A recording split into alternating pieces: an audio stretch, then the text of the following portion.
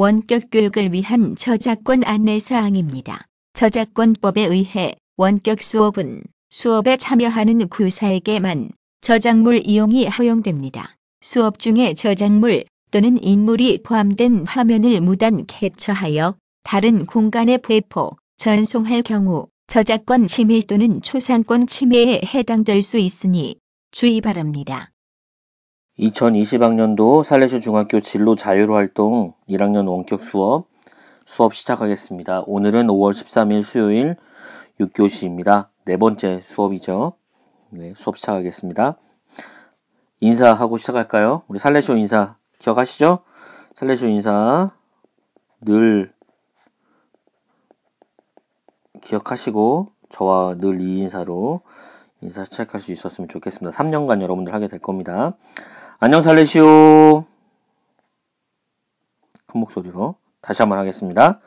안녕 살레시오. 네, 좋습니다. 1학년 친구도 얼굴 너무 보고 싶은데요. 계약이 한 주 또 늦춰졌죠. 굉장히 좀 그렇습니다. 여러분들 얼굴 1학기 볼 수 있을지 모르겠어요. 계속 이렇게 늦춰지게 되면 여러분들 시간이 너무 아깝습니다. 여러분들과 함께 시간 나누면서 이렇게 정 나누면서 그렇게 1년 좀 지내면 참 좋겠는데 여러분들과 시간을 많이 못 보내게 돼서 너무나 아쉽습니다. 또한 살레슈 학교 분위기, 살레슈 학교에서 하고 있는 많은 것들 여러분들에게 체험해드리고 싶은데 그러지 못해서 너무 많이 아쉽습니다. 하루빨리 계약하고 여러분들 얼굴 볼 수 있도록 좀 더 빨리 안정되고 진정된 국면으로 돌아갈 수 있도록 좀 많이 여러분들도 여러분들이 믿는 신들에게 좀 이렇게 빌고 그러시면 좋을 것 같아요. 특별히 여러분들 조심하셔야겠죠. 오늘의 생각할 거리입니다. 계속 여러분들의 생각할 거리를 좀 많이 던져 드릴 건데요. 사진 2개가 요즘 좀 굉장히 많이 올라오고 있는 상황이었어요. 사진을 좀 보면 좋을 것 같아요. 그림이죠, 그림 2개를 한번 보면서 여러분들 이 상황에 대해서 좀 잘 생각해 볼 수 있었으면 좋겠어요. 첫 번째, 이 사진은 의료 코로나19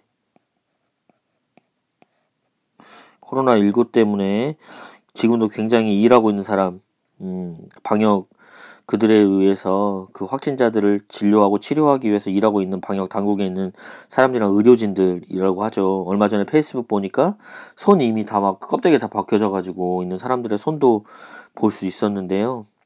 이들이 이렇게 안정적으로 우리나라를 만들기 위해서 노력하고 있는 이 밑바탕에 우리는 이렇게 생각하는 사람들이 있습니다.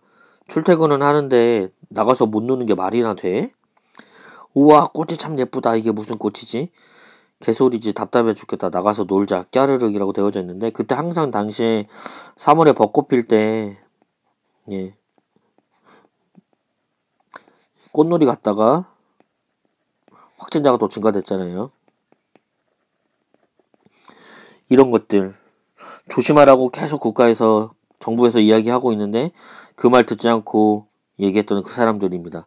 또 요즘 여러분들 한 주간 늦춰지게 됐던 그 이유, 정말 그 유의밖에 남지 않은, 정말 자기의 쾌락밖에 남지 않은 사람들이 했던 행동이라고 생각이 들어요. 가운데 가래막이 쳐져 있죠. 땀입니다, 땀. 이들이 흘리는 땀 속에 나를 위해 흘리는 땀과 모두를 위해 흘리는 땀, 같은 땀이지만 같은 땀이 아닙니다라는 거, 다른 땀이라는 거. 함께해요, 생활 속 거리두기, 코로나. 누구는 이렇게 땀 흘리면서 고생하고 개고생 하고 있는데, 누구는 클럽에 가가지고 오로지 쾌락만을 즐기는 사람들. 정말 이렇게 돼서는 안 되는 거예요. 이들을 위해서라도 조금씩 우리가 정말 잘 극복할 수 있도록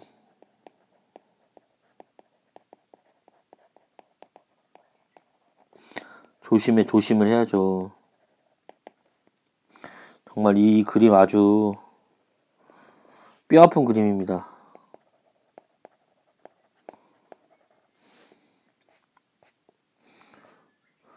두 사진 보면 여러분들은 어떤 생각이 들었어요? 여러분들 어떤 생각이 드셨습니까? 계약국 확인할 겁니다. 과제 1. 오늘의 과제예요. 질문의 답. 이 두 사진을 보고 여러분들의 생각을 정리하는 겁니다.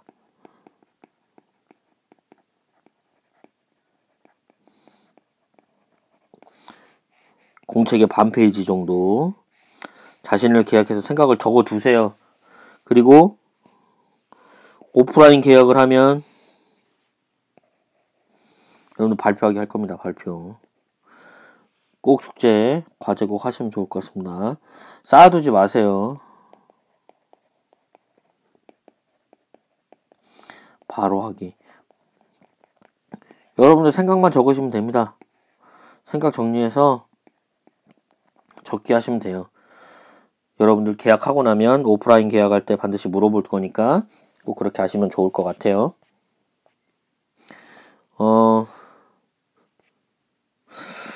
이런 생각 있죠. 나 혼자만큼은 괜찮아. 그 문제가 나랑 무슨 상관인데? 내가 그랬어? 내가 코로나 그렇게 시켰어? 근데 왜 나한테 그래? 라고 생각하는데 맞나요 이거? 아니죠. 이거 아니에요. 안 맞습니다. 아니에요. 이런 마음으로는 코로나19 문제를 해결할 수 없어요. 네. 이거 개인 이기주의고 집단 이기주의죠. 질병관리본부 오늘 청으로 승격이 됐죠. 승격.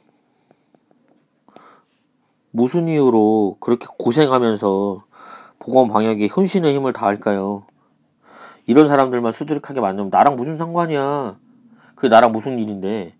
라고 하는 사람과 과연 왜 이들이 이렇게 하는 걸까요? 그것은 너희가 할 일이고 나는 꽃 구경도 할 거고 클럽도 갈 거야. 그건 니들이 해야 되는 일이잖아. 내가 번 돈 내가 쓴다는데 이렇게 살면 될까요? 절대 되지 않아요. 이기주의라고.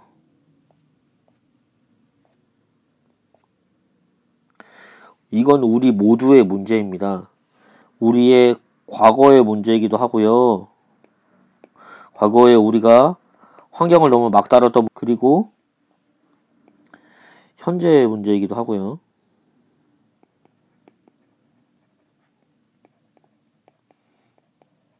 미래의 문제이기도 합니다. 여러분들 그걸 잘 아셨으면 좋겠어요. 나 혼자만 괜찮아서도 안 되는 일입니다. 나도 괜찮아야 하지만 다른 이들도 괜찮아야 합니다.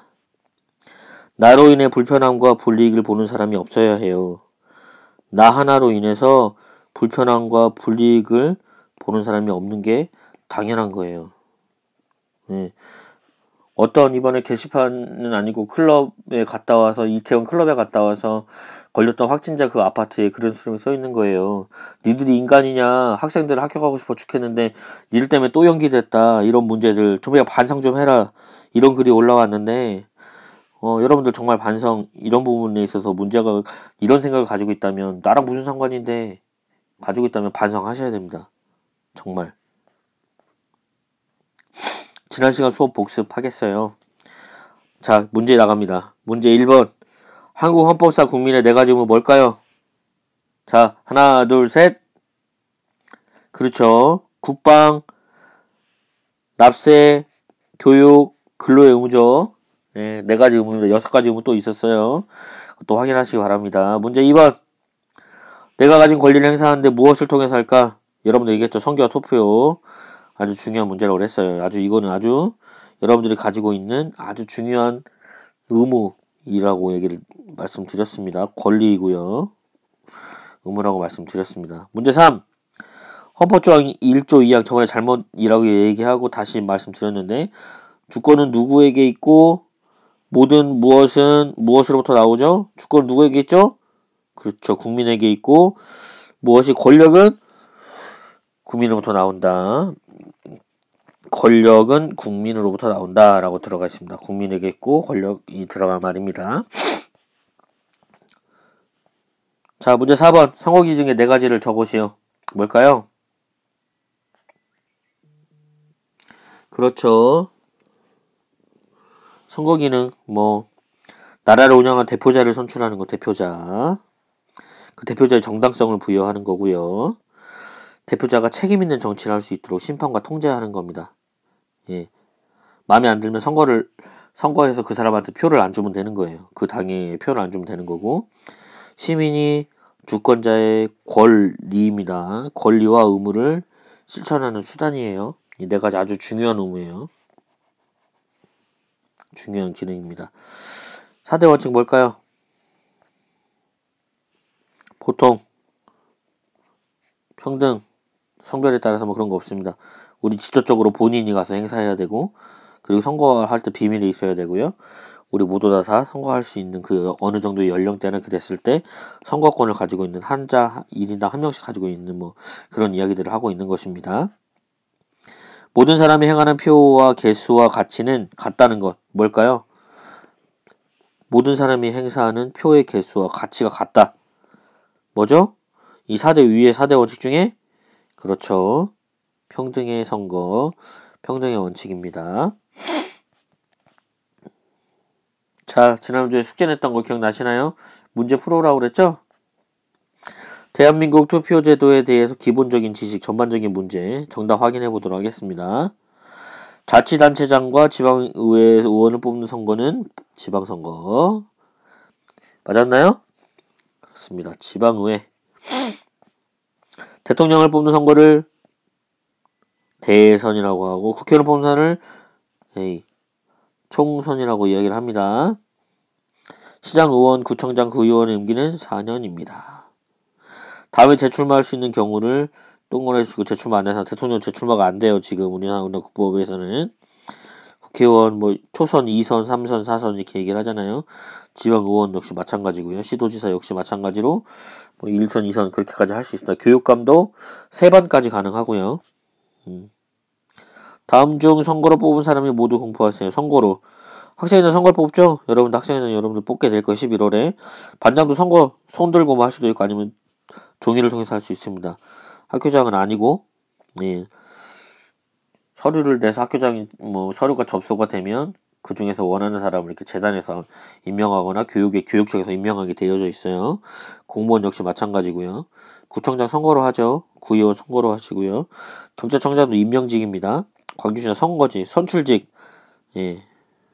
판사 아니고요. 교육감도 역시 마찬가지로 이번에 장희국 교육감님이 3번째 됐던데요. 그리고 우리 학교에 지금 국회의원 살레시오 중고등학교 출신 국회의원 지금 3명 이번 21대 국회의원 총선에서 3명 그렇게 됐어요. 2명은 지역구로서 되고 1명은 비례대표로서 이렇게 됐습니다.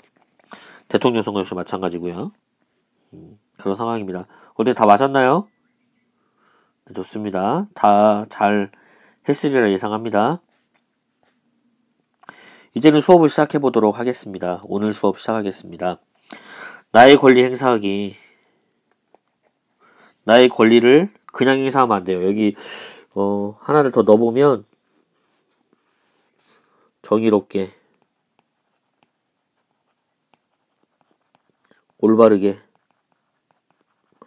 행사하는 방법 행사하기예요. 이게 아주 중요한 말입니다. 정의롭고 올바르게 나의 권리자 권력인 투표권, 선거권을 제대로 행사할 수 있는 방법에 대해서 오늘 배워보도록 할 거예요.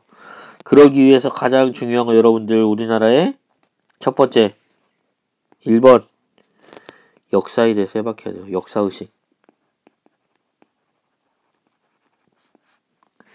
지난 정권에 대한 지식도 있어야 되고요. 우리나라의 역사를 좀 더 알면 여러분들 좋을 거예요. 뉴스에 이런 일이 있습니다. 친일파 정치인 요즘 좀 많이 등장하고 있는데요. 왜 친일? 어차피 정치만 잘하면 되는데 무슨 상관이에요. 하지만 친일파 정치인을 뽑으면 안 된다 라고 이야기하는데 그 이유가 분명히 있습니다.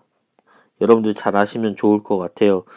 누가 친일을 했다는 거는 우리나라의 적이었다라는 얘기라고 생각하면 좋을 것 같아요. 우리나라의 독립하는데 적이었다. 독립투사들을 고발하거나 그들을 죽이는데 앞장섰다라고 보시면 돼요. 우리나라 독립하는데 방해가 된 걸림돌 중에 하나가 우리나라 대표가 되어서 정치를 한다. 이건 말이 안 되는 이야기죠. 그런 거라고 보시면 돼요. 뭐라고 할까요? 우리 동네, 우리 가정에 정말 적인 사람이 있습니다. 그 사람을 내가 그냥 친하다는 이유 하나만으로 받아들인다거나 이런 것들, 그러니까 받아들여야 된다라고 계속 주장하거나 이런 것들이라고 보시면 좋을 것 같아요. 내가 사는 지역의 지방자치단체장이나 혹은 국회의원 혹은 나라의 대통령이 혹시 친일이 아닌가? 친일파의 후손이 아닌가? 이걸 알려면 역사에 대한 정보가 해박해야 된다. 이들의 과거나 집안의 역사에 대해서 문제가 있는 집안, 즉 친일이나 독재, 나라의 위신을 떨어뜨리는 조상이 있다면 역사를 알므로써 더욱 쉽게 그들에게 표를 행사하지 않을 거예요. 여러분들 그걸 잘 알았으면 좋겠어요. 우리나라 역사에 대해서 잘 보고 해박할 지식을 여러분들 가지고 있었으면 좋겠습니다. 두 번째, 내가 사는 지역에 대한 관심이에요. 우리 일곡동이 지금 학교가 일곡동에 있고 오치동에 있고 매곡동에 다니는 사람이 있지만 우리 북구 국회의원 선거 봅시다. 북구에 지금 당장 해결해야 될 문제 여러분들이 아셔야죠. 북구에 해결하기도 안 되는 문제. 만약에 뭐 복지센터가 하나도 없다. 아동복지센터 사업이 하나도 없다. 그러면 이 사람은 공약이 아동복지센터로 뭐 이렇게 보시면 됩니다. 일곡동에는 학생 수, 아동 수가 굉장히 많아요. 노인들 수보다. 만약에 그렇다고 칩시다. 아동 수가 70대, 노인이 30이에요. 근데 아동복지센터는 하나도 없고 노인복지센터만 한 30개가 있어요. 근데 이 정책을 내건 사람이 노인복지센터를 5개를 더 만들겠다. 말이나 되는 겁니까? 아니잖아요. 아동인가 훨씬 많으니까 아동복지센터를 내가 여기 국회의원을 놓기 전까지 10개 이상을 만들어 놓겠다. 그런 정책을 편다거나 그런 정책이 맞는 거죠. 예, 지금 당면한 문제, 우리 지역구가 가지고 있는 당면한 문제를 해결해주는 그러한 정치적인 관심을 가지는 건 무엇이 우리 지역구의 문제인가? 우리 지역에 대한 관심을 갖는 거예요. 내가 사는 지역의 장점과 단점, 문제 현안이 무엇인지 알아야 그 사람의 정책이 어떤 건지 알 수 있잖아요. 그것들을 어떻게 변화시켜 나갈 수 있을지에 대한 여러분들 나름에 대한 생각이 정리가 필요해요. 그리고 후보자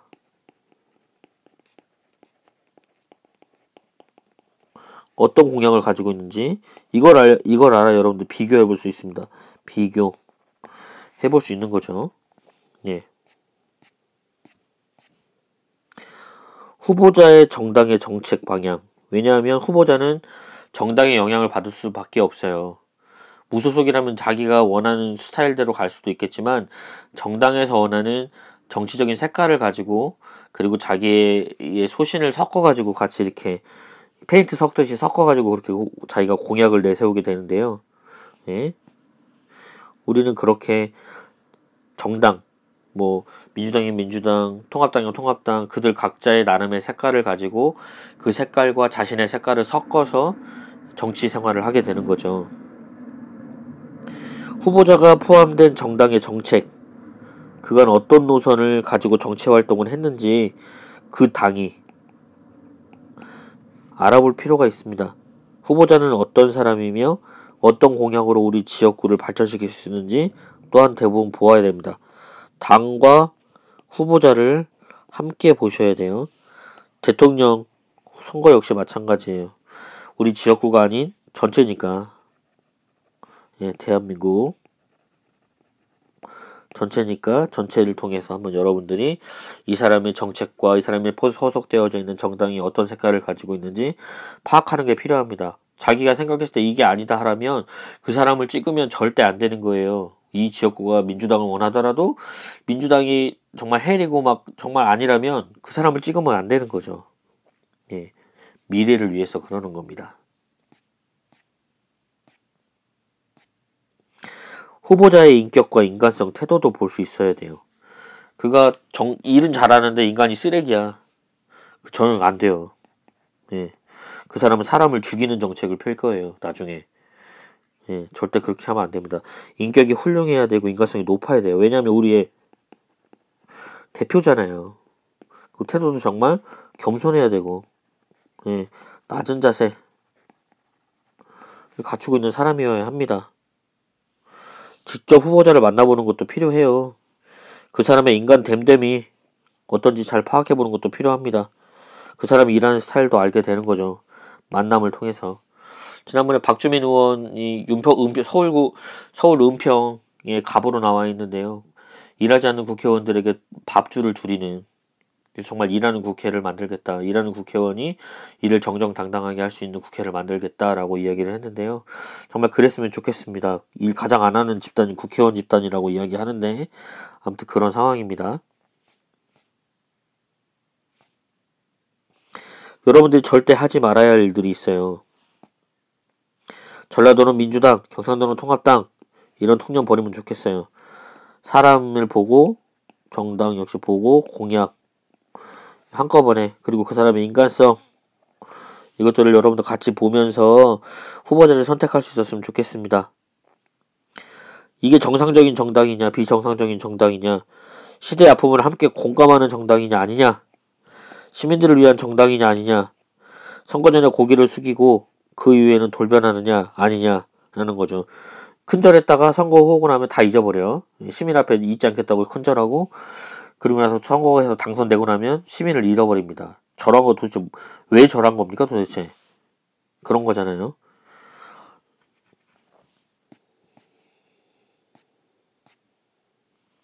사람이 정의롭고 옳은 사람이라면 당연히 정당을 보지 말아야 합니다.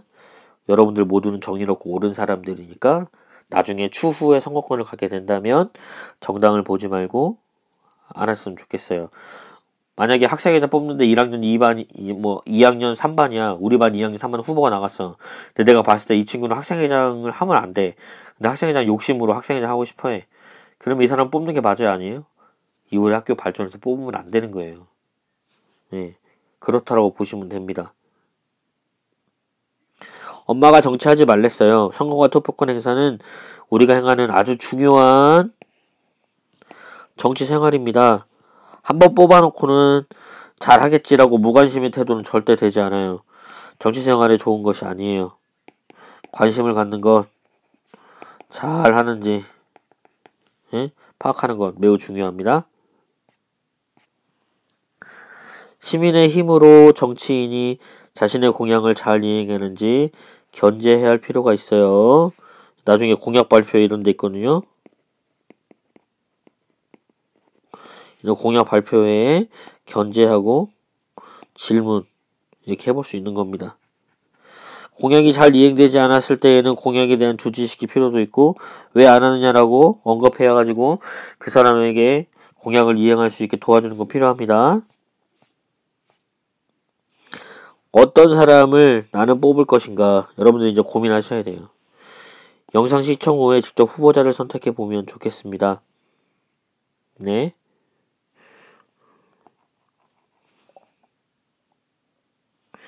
몇 개월 후 학생회장 선거에서 우리의 권리를 올바르게 행사해보면 좋겠습니다. 예, 영상 시청 아니고요. 여러분들 직접 후보자를 선택해 보셨으면 좋겠어요. 나중에, 오늘은 아니고요. 나중에 PPT를 통해서 후보를